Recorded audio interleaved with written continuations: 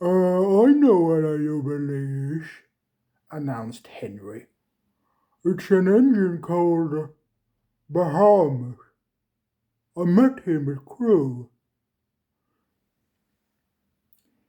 Isn't it a sort of party? Asked Percy. Thomas and I took some scouts to one once.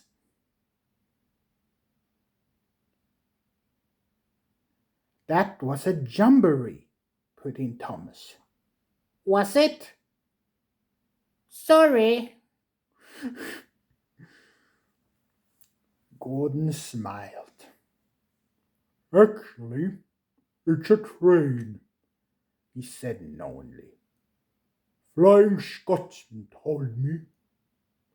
The Silver Jubilee used to run from London in the old days. But we're not in London, objected Henry.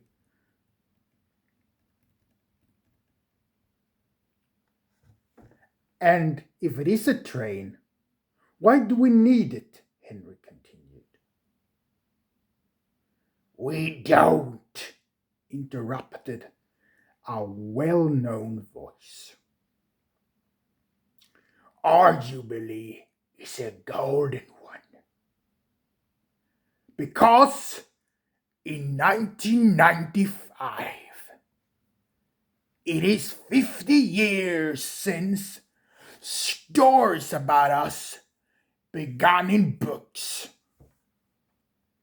And I thought it would be a good idea to celebrate. It is a party, Squeaked Percy excitedly. Ha ha ha ha ha! Short of Percy. I haven't settled the details yet, but you will all know about it in plenty of time. The engines were excited.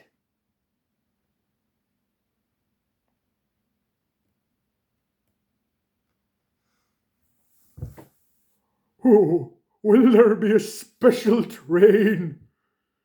Gordon asked the fat controller. Can I pull it, please? Sorry, Gordon. There will be a special train. But I can't spare you, I'm afraid. Anyway, haven't you forgot that you had the coal and water problems on the other railway? Gordon had. You remember Pip and Emma, though? Don't you, Gordon? I have asked them to be my special train for the guests from London. Gordon puffed away. Near Henry's tunnel, the main line passes through woodlands, and the high branches near the trees were full of bird nests. Often, great flocks of birds circled above the railway, and sometimes Gordon had noticed them feeding in the fields nearby. Today, the birds were much closer to the railway than usual. Boop, boop, whistled Gordon as he approached the farm crossing. Startled, the birds rose together in a thick black cloud. They swooped across the line in front of him.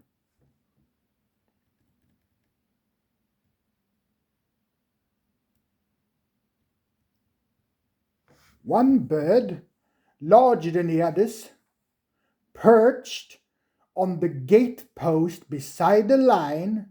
It flew as close to Gordon as its wings almost brushed his nose. As It did, so there was a bump, and Gordon felt his brakes come on. "Why are we stopping?" asked Gordon to his driver. "Perhaps somebody pulled the emergency brake." "Don't worry, the guard will come and tell us in a minute." But the guard had no idea what was wrong. "There must be a leak in the brake pipe," said the fireman. They inspected the pipe from one end of the train to the other, but they could find nothing wrong.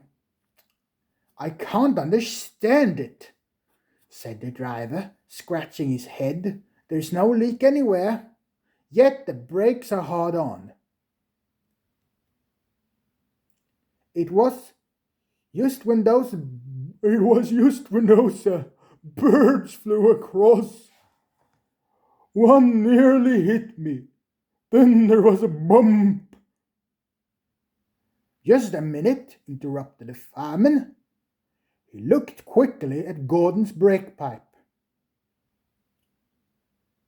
"There you are," he said triumphantly.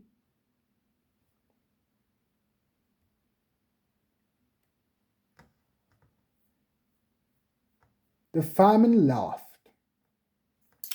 "That bird knocked the seal out of your brake pipe," he explained. "Look." "Well, I'm blessed," said the driver. "I never heard of a bird strike on a steam engine before."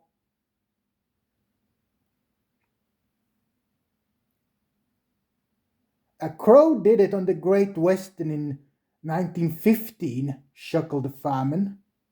"I read about it only last week." Gordon was soon on his way again, but the other engines laughed. "Poor old Gordon," they chuckled to each other.